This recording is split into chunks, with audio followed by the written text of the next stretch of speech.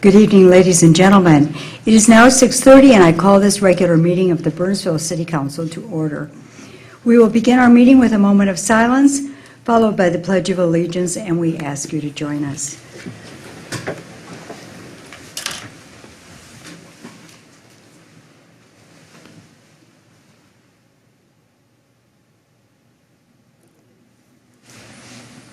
I pledge allegiance to the flag of the United States of America and to the republic for which it stands, one nation, under God, indivisible, with liberty and justice for all.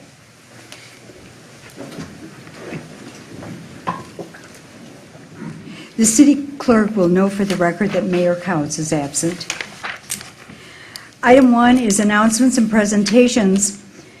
The upcoming meetings are regular council meetings on Tuesday, January 5th at 6:30 p.m., Tuesday, January 19th at 6:30 p.m. The work session meeting is on Tuesday, January 12th at 6:30 p.m. The all-day work session is on Friday, January 29th at 6:30 p.m. The all-day work session will be held in the boardroom at Nicollet Inn. All other meetings are held here in the council chambers. Now, Amy Judge from the Convention and Visitors Bureau will present the Winter Holiday Lighting Awards, and she is accompanied by Margaret Schreiner from Dakota Electric.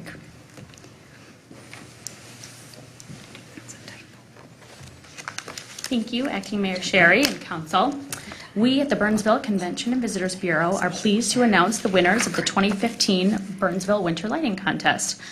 First, we want to say a quick thank you to the City of Burnsville, the Council alike, for allowing us to present our awards here. You guys are great supporters of our organization and these events, and we're very appreciative of this continued support.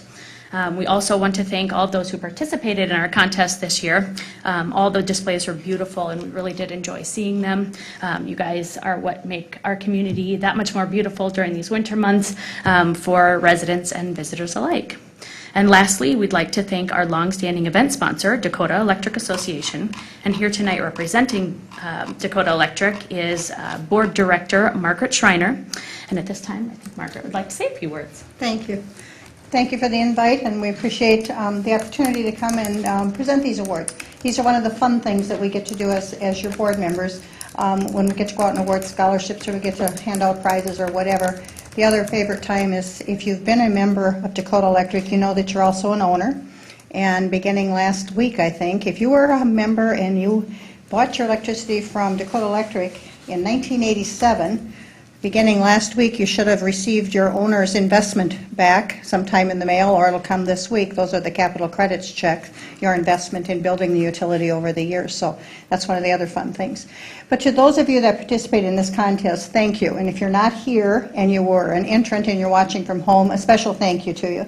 I don't know if you realize it or not, but there are many, many families that this is part of their Christmas tradition, to go out and to find out where these homes are, to look at them, to drive around, spend the evening. Maybe they go to dinner, go out for hot chocolate or something.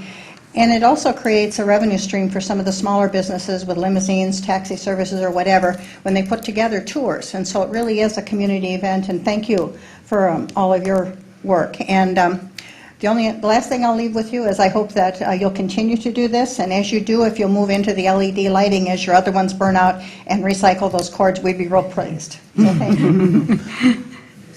Okay. Okay. All right. Thank you. And then the council members, if we wouldn't mind having you come on down, we'll take some photos as we present the awards. That would be great. All right. So let's get started.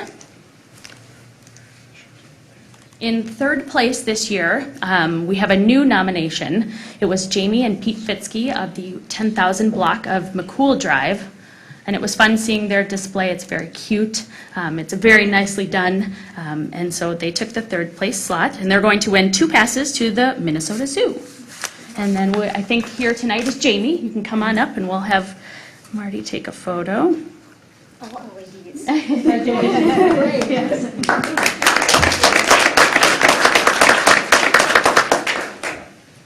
it? Here? Yeah.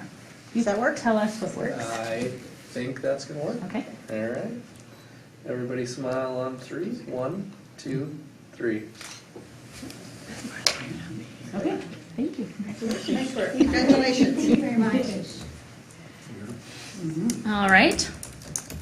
And then in second place this year is a past winner, Ingrid and Chris Danielson of the 2300 block of River Hills Drive. They actually won third place last year, and they kind of stepped up their game a little bit this year and added a couple of lights, and it's a magnificent display. All of these displays are great, and if you have a chance to go visit them, highly recommend it. Check out our Facebook page. We'll have all the address blocks listed there. But yes, Chris and Ingrid have a great display, and Chris is here tonight to take a photo.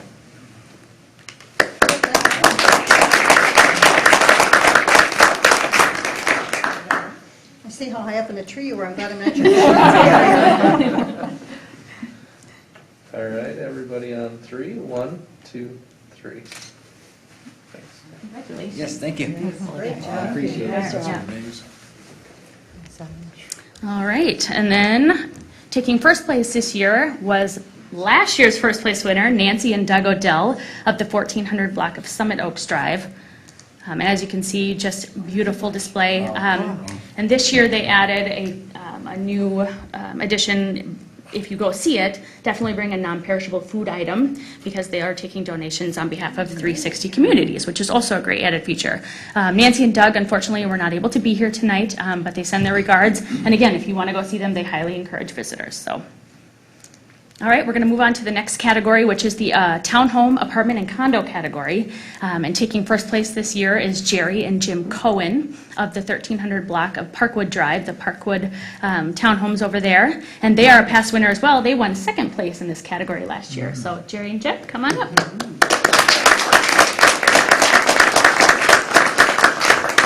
Little pros here. All right, everybody smile on 3. 1, 2, 3. Congratulations. Congratulations. It's all for you, huh? Congratulations. He does it, I get it. Yeah, there you go. Thanks, guys. All right, and then moving along to our last category of the night. Oh, I'm sorry, I forgot to show their photo there. It's very cute. It's very fun. All right, and then the first place category for the neighborhood category is the Parkway Cooperative of Burnsville. They're a senior apartment housing complex. And yeah, so they had several homes, and I think even more than what's pictured here, displays lighting on their balconies and their entrances. And so it really does help to enhance their little neighborhood there. And so they've taken first place, and accepting the award on their behalf is Janice Dahlmeyer. And so we'll have her come on.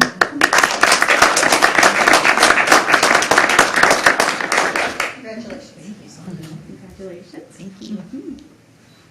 All right, everybody on 3. 1, 2, 3. Thanks. All right. My pleasure. Nice to see you. Merry Christmas. Thank you so much. Thank you. All right, well, that concludes our awards ceremony tonight. Once again, we want to thank Dakota Electric, Margaret, for coming out and for being our title sponsor. I mean, we couldn't do this event without them. Cornerstone Copy Center, they do all the printing for all the materials that we pass around, their certificates as well. All the nominees and participants, you guys who submit the nominations, we wouldn't have a contest without that. Once again, the City of Burnsville, staff, Marty and his staff, I mean, for continually helping us to promote our events and anything that we've got going on, as well as the council. And then our board of directors who serve as the judges for this contest. It was tough this year because there were so many good nominations, so we thank them as well. All right, and everybody have a Merry Christmas. Thank you. Thank you, Amy. You too. Before we move on, Councilmember Nguyen pointed out that I misspoke on the all-day work section. It does not begin at 6:30 at night. We should be done by then. It begins at 8:30 a.m. So 8:30 Friday, January 29th, the all-day work session at the boardroom of the Nicollet Inn. The next item is citizens' comments. This is the opportunity for anyone in the audience to address the council on an item that is not on the printed agenda and not coming before us at a future meeting. Does anyone wish to address the council regarding an item that is not to be discussed later? Anybody? Seeing no one, we will move on. Item 3. are additions to the final agenda. This is for emergency items that need immediate council attention or discussion. Does staff have any additions to the final agenda? Madam Acting Mayor, under the miscellaneous section, there is an emergency item. We had a technical glitch and discovered it on Monday. This is a routine item that is always acted on at the last meeting of the year, but unfortunately, we had a little bit of a snafu, so we apologize for that, and have it listed under miscellaneous items. The agenda items have been available online since yesterday. All right. Does council have any additions to the final agenda? May I have a motion to add authorization for purchase of vehicles and equipment in accordance with the 2016 Vehicle Replacement Program to the final agenda under miscellaneous? Move to approve. Second. Motion by Councilmember Keeley, second by Councilmember Coughlin. All those in favor say aye. Aye. Opposed, say nay. The motion carries. Item number 4 is the consent agenda. All items listed on the consent agenda are considered to be routine and will be enacted by one motion. However, an item may be removed from the consent agenda for a separate discussion and vote. Is there anyone in the audience who wishes an item to be removed from the consent agenda for a separate discussion and vote? Anyone wish an item removed? Does staff wish to remove an item? And none from staff, Madam Mayor. Council? None. All right. May I have a motion to adopt the consent agenda? Move to approve. Second. Motion by Councilmember Keeley, second by Councilmember Nguyen. All those in favor say aye. Aye. Opposed, say nay. Nay. No. Opposed, say nay. Stop. All said aye, so the motion carries. Moving on to the regular agenda. The first item is item number 5. This is a public hearing to approve off-sale liquor license for Stone Lake the Third LLC, doing business as MGM Wine and Spirits. Michelle Collins, our city clerk, is presenting. Thank you, Mrs. Collins. Acting Mayor Sherry and City Council. This is an application for off-sale license for MGM on Highway 13. And the application is in order. An investigation was conducted and found no reason to deny the license. The license will be contingent upon receiving all the fees, providing the appropriate liquor liability insurance and approval from the state of Minnesota. Mr. John Schumacher is here if you have any questions. This is a public hearing. I stand for any questions. Thank you. Any questions for Ms. Collins? I will now open the public hearing. Is there anyone to speak to this item? Is there anyone to speak to this item? Seeing no one, I will now close the public hearing. May I have a motion to approve the liquor license? Move to approve. Second. Motion by Councilmember Nguyen, seconded by Councilmember Coughlin. All those in favor say aye. Aye. Opposed, say nay. The motion carries. Item number 6 is a public hearing. This is a resolution ordering improvements and preparation of plans and specifications for the DuPont 126th Street Cliff Road Improvement Project, which is 16-105. Mr. Ryan Peterson, our city engineer, is presenting. Mr. Peterson. Good meeting, or good evening, Madam Acting Mayor. I know it's supposed to be Acting Mayor. We talked about this, and I still couldn't get it right. Acting Mayor, members of the council, thank you for having me tonight talking about street improvements on DuPont Avenue, 126th Street, and Cliff Road, project number 16-105. I'll quickly go through the process overview, project overview, and a special assessment methodology. You've seen this table before. We're following this just on a little different track than our typical projects that we do throughout the year. In October, you ordered the preliminary report. We completed our survey work and preliminary plans. In November, we held an open house with property owners, took notes from them. We had 2 attendees at that. In December, the first meeting in December, you received a report, called the public hearing tonight. That's where we are at this spot right here, where you consider testimony as well as what I present, and then if all looks good, we order the project and plans. We'll complete those. We'll come back to you to have plan approval, order ads for bids, bid the project.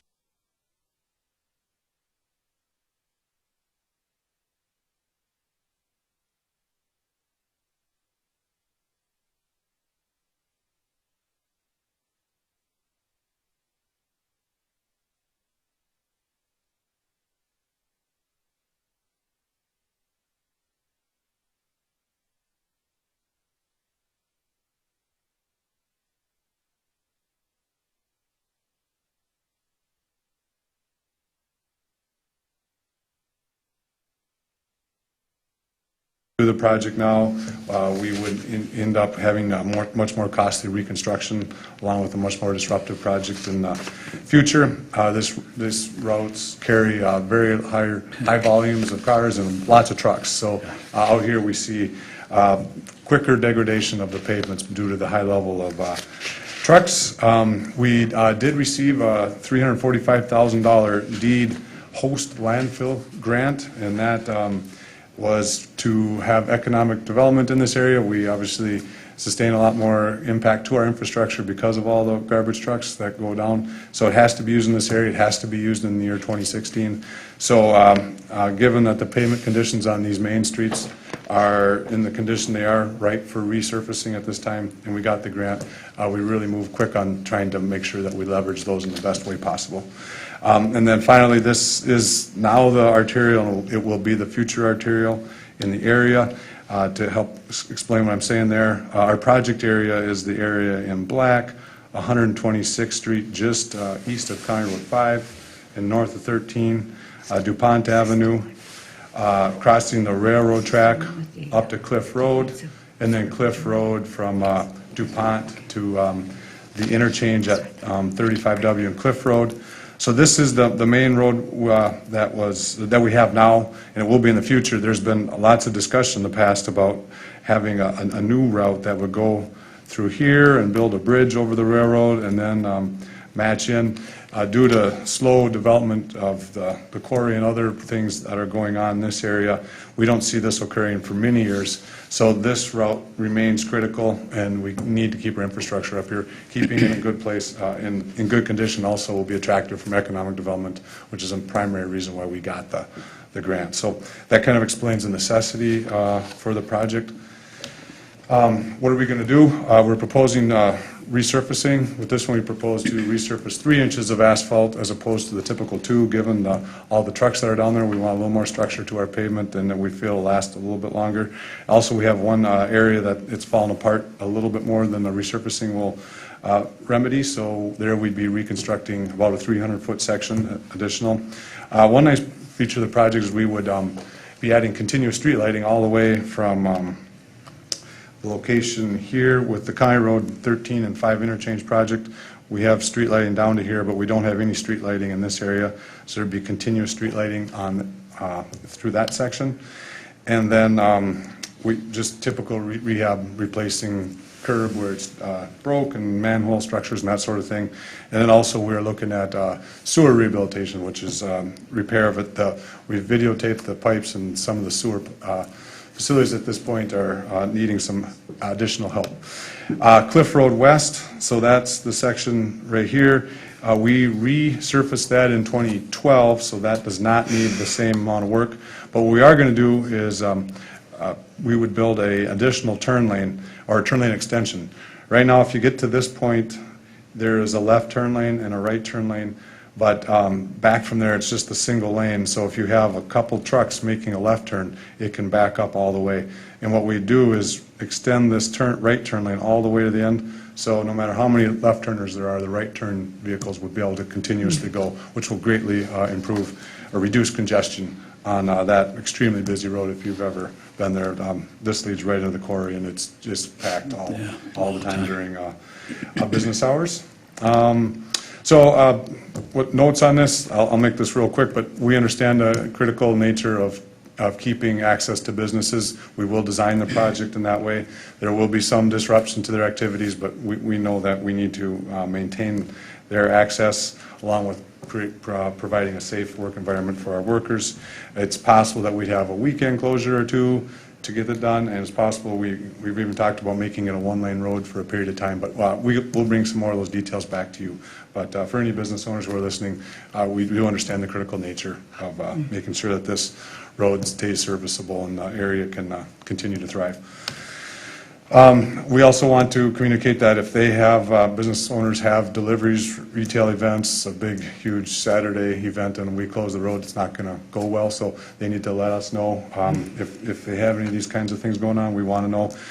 The road work is probably about 6 weeks. If we get a big sewer rehabilitation project, it could extend out to 10, but the sewer rehabilitation effort won't be as disruptive to the vehicles. It'll be more localized spots. And we are really hoping for a May start on this project.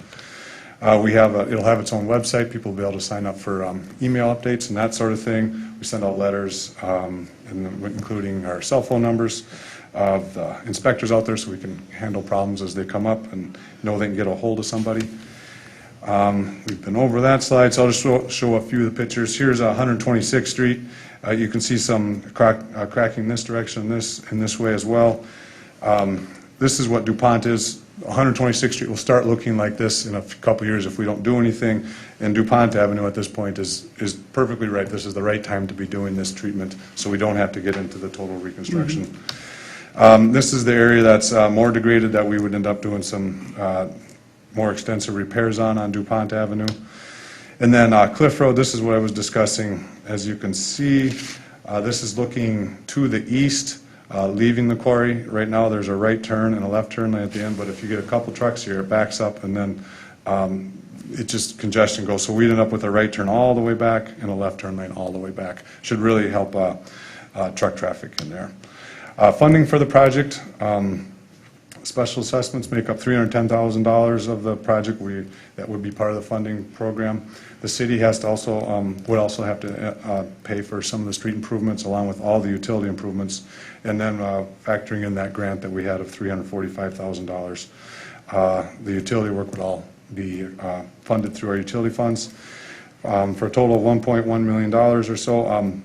Like I said, if we end up with more extensive sewer rehab, the number here would go up, but that is funded and out of other areas. So we are not needing to exceed project funds or that fund. I'm sorry. Special assessments in a pie graph. The funding would be 25 or 27% would be through special assessments. The rest of it would either be through the deed grant or through city funds. How we figure out special assessments on this project, they're based upon 40% of the street costs. That's the city policy for all our street work, for all our street reconstruction and rehabilitation. On this project, we plan on going on the actual cost because it doesn't necessarily fit a category that we typically use. So we'll figure out all the street costs at the end of it and then determine what 40% of that is. And then we'll determine a rate per foot. Then to figure out each individual one is you multiply the amount of footage adjacent to the road that's being improved and times the rate, and then you get the amount. And all the rest of the costs are paid by other city funds. The estimated assessment cost at this time is $37.75 a foot. That will certainly change. We hope to go down as opposed to up, but that's the estimate that we have come up with at this time. And as I stated, the city does finance these over a period of years, up to 15 in this case. There is interest on that. The interest rate is 4%. That's calculated by adding 2% above the last time we sold bonds. We sold bonds for about 2% in 2015, so the rate is 4% in 2016 for interest on these projects. I haven't received any comments from any of the business owners. We did send the mailing out to them to let them know that this is happening tonight. And with that, this is a public hearing, and I'd stand for any questions on the DuPont 126 Cliff Road Street Improvement Project. Thank you, Mr. Peterson. Any questions for Mr. Peterson? All right. No, this is a public hearing, and I will now open the public hearing. Is there anyone to speak to this item? Is there anyone to speak to the item? Seeing no one, I will close public hearing. Council, before I ask for a vote, I was informed by Mr. Jamnik that this item takes a supermajority to pass, and because the mayor is absent, we're short one person. So if there's anybody who doesn't feel they can support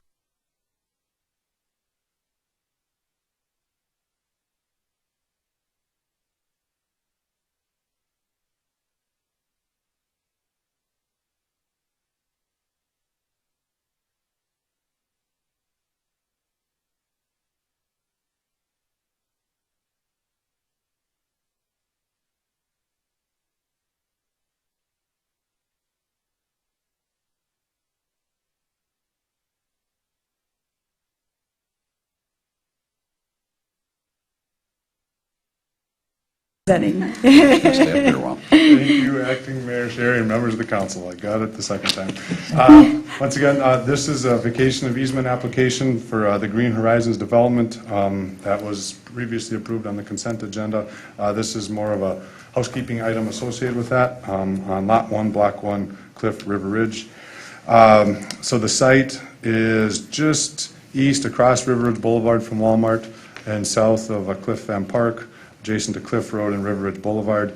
The yellow represents the easements that we will have remaining on the site after vacation of the easements, should they be approved. Through this area, we have major utility facilities, so we have to keep this. The rest of the area shaded in gray is the part that's proposed to be vacated. The real only reason we had this large of an easement was because the power to operate our wells 1 and 2 up in the city boneyard area went through here. The applicant is in the process of relocating those, so there is no further need for them. So we went through the typical process, asked the other private utilities, and have no reason why that this shouldn't be vacated given approval of the item in the consent agenda. So with that, I'd stand for any questions, and this is a public hearing. Any questions for Mr. Peterson? Dan? Just one, is it normal for an applicant to move utility lines in a property that they purchased? Councilmember Keeley, in this case, given that we sold the land at the price we did, As is?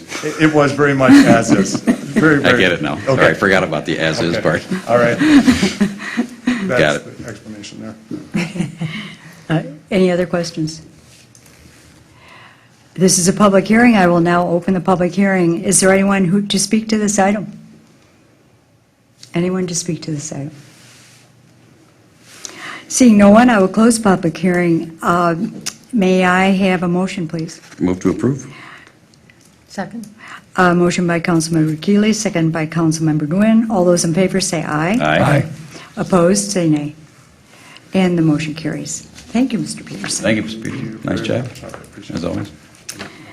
Our next item is item number 8, and this is to approve the Planning Commission 2016 Work Plan. And presenting is Mr. Jim Bradrick, Chair of the Planning Commission. And Mr. Bradrick will tell us what's in store for the Planning Commission next year. Acting Mayor Sherry, council members, thank you for having me this evening. I've been appropriately educated on something I'm normally up there for. Appreciate the time to present our work plan this evening, and just real quick, I would like to thank our staff. I think we got through a lot this year in 2015, and Jenny and Steve and Ryan, and then Chris left us, but we're not holding that against him.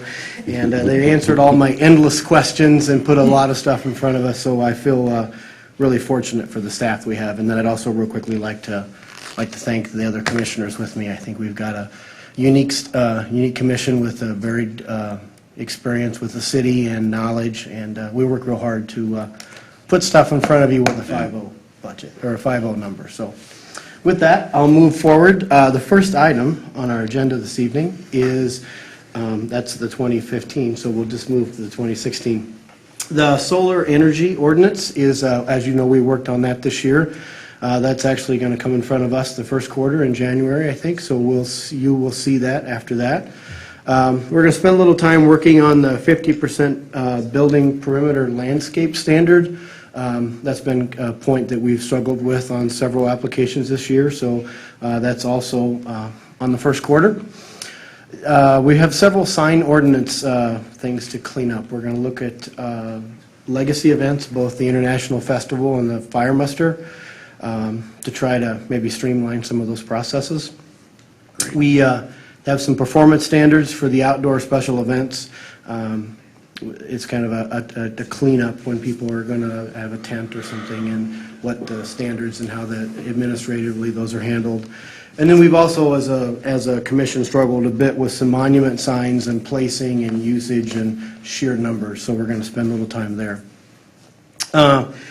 The next item is the STEM, and I know we are a organization of acronyms, so STEM stands for Science, Technology, Health, Education, and Mathematics, and we want to look real hard in the third quarter at, that industry is a fast-moving industry, and we have issues sometimes where we call out in our ordinance for a specific business, but for them to be able, if the business isn't called out and we have to make a zoning change, we can pretty much lose that opportunity. If we can put a few things in place where it can go through with a conditional use permit or a planned unit development, I didn't use the acronyms, we can make that happen and focus on those businesses and get them in here before they go somewhere else. We want to look a little bit with some uses for the R1 single-family zoning district. We have things that are allowed in the R1, such as the best example I have is the school district and the high school. And we've got a few things that we need to clean up from the standpoint of when those applications come to us. They are allowed in an R1, but we need to clean up a few things. And then last, but certainly not least, is the 2014 comprehensive plan update. That'll be a pretty monumental event for the next couple of years. So with that, Acting Mayor Sherry, council members, I will stand for any questions you have. Any questions for Mr. Bradrick? No, looks good. Yeah. Well, I want to thank you because I can see what you're doing is you're sort of heading off things that are going to create problems down the line. And I really thank you and thank the other commissioners for being on the front line for land use issues because it's real complicated and it can truly create difficulty not only for the applicants but for all of us. So thank you so much. Glad to get ahead of that. Yeah, thank you. Thank you. May I have a motion then to accept the Planning Commission work plan for 2016? So moved. Second. A motion by Councilmember Coughlin, second by Councilmember Keeley. All those in favor say aye. Aye. And opposed? Nay. Does anybody say nay? No. Yes. Acting Mayor, just a comment. We try and thank the Planning Commission for all the heavy lifting they do to make our jobs easier, but I think this is a more appropriate time to do that. I really want to send compliments to Chair Bradrick and the rest of the Planning Commission. Once in a while, we don't necessarily line up exactly with what comes from the Planning Commission, and when we do that, it's almost awkward because it's rare. But I think it's because of all the hard work that you guys do on the commission that makes our decisions and the dialogue and the debate we have go a lot better, and ultimately the final decision is in the best interest of the city and the applicant and everyone involved, and it's all because it starts with you guys carrying the heavy water you do. So thank you very, very much. Yeah. And if I may follow up on one thing, you mentioned Chris was gone, because I know you have fans out there. They may probably want to know where he's gone to. He hasn't gone away, correct? He didn't go far. And Steve, is he working under you now? No, he's under Dana. He's under Dana, yeah. And Dana, clear up, so I can just tell people, because I know people. they've seen Madam Chris for Acting years. Mayor, he Yeah. is now working as an IT project manager. All right. Right? Do I have that right, Dana? That, in part, he replaced Linda Glor's position and working with the, as an IT technical coordinator, working with the antenna revenues and So- leasing. So Chris has new things. Thank you. All right, now we move on to item number 9, which is to approve a wetline replacement plan for GHMN properties located at the southeast corner of Cliff Road and River Ridge Boulevard. Mr. Steve Albrecht, our Public Works Director, is presenting. Madam Acting Mayor Sherry and Council, I'll go through this item, but before I do that, I'm going to jump on the wagon train of thanking the Planning Commission from staff. We do appreciate it, and we are very fortunate to have a chair of the caliber of Chair Bradrick, and so we want to thank him. We greatly enjoy working with the Planning Commission, too. And with that, I'd lead into this item. This item typically would be a consent item. However, it was only passed by a 5-to-1 vote at our Parks and Natural Resource Committee, and therefore it comes to the council as a regular action item. This item is related to consent item N and regular item number 7. It is a last piece of that project. There is a small remnant wetland adjacent on the project that used to, before, I would guess, before Cliff Road was ever built, there was an area that trapped water, and then when Cliff Road was built, it blocked water up onto this property. And there's a degraded wetland that's about 1,600 square feet on the property. This project will mitigate that wetland, will impact it completely, but on a project or a parcel this size, it doesn't make any sense to try to recreate that wetland and mitigate it there. It doesn't function or offer any benefit. And so they've chosen through sequencing, which is allowed, to purchase wetland credits at a bank in Scott County, which is part of the major watershed that this wetland is in the amount of about 3,200 square feet, so basically a 2-to-1 ratio of what they're replacing. And so it was recommended for approval by the Parks and Natural Resource Committee. It meets all the requirements of the Wetland Conservation Act, and staff would recommend approval by the council. I'll stand for any questions. Any questions for Mr. Albrecht? May I have a motion to approve the wetland replacement? Move to approve. Second. Motion by Councilmember Nguyen, second by Councilmember Coughlin. All those in favor say aye. Aye. Opposed, say nay. And the motion carries. Thank you, Mr. Albrecht. Item number 10 is the emergency item, to authorize the purchase of vehicles and equipment in accordance with the 2016 Vehicle Replacement Program. Mr. Albrecht. Madam Acting Mayor Sherry and Council, that's kind of a tongue twister, isn't it? You had to say that too many times. I will use the words of our city manager. We had a snafu related to this item, and this is an ordinary item. Some might ask, why would it be an emergency item? We annually order a substantial amount of equipment, and there's a substantial lead time on much of the equipment we have. Some of the pieces of equipment need to be in service by spring before we start our outdoor operations. And so in order to get that equipment in time, it's important for us to make those orders. Even though they're part of the 2016 budget, we will not be making any payments till 2016, but we do need to place the orders. And for that reason, this normal item is our 2016 Vehicle Replacement Program. Is on as an emergency item tonight. And with that, staff would recommend approval by the council and authorization. Thank you. Any questions for Mr. Albrecht? No, good list of equipment. Yeah. All right. May I have a motion? Move to approve. May I have a second? Second. I have a motion from Councilmember Keeley and a second from Councilmember Nguyen. All those in favor say aye. Aye. Opposed, say nay. And the motion carries. Council, there are no additional items to come before us tonight. But before we adjourn, I would like to thank our citizens for their extreme patience for all of the dirt, the noise, the traffic delays, everything they had to put up with all the construction that went around town this year. It was a lot, and we've got remarkably few complaints. I know you were very patient, and I want to thank you for that, and I think the council joins me.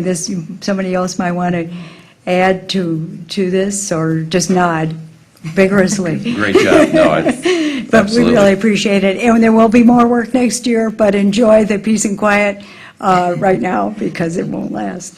So with that, I would entertain a motion to adjourn. Wish everyone a Merry Christmas and Happy Holidays. Yes, and thank you. move I to forgot adjourn. that part. Second. All those in favor say aye. Aye. Opposed? And we are adjourned. Merry Christmas and Happy New Year, everybody.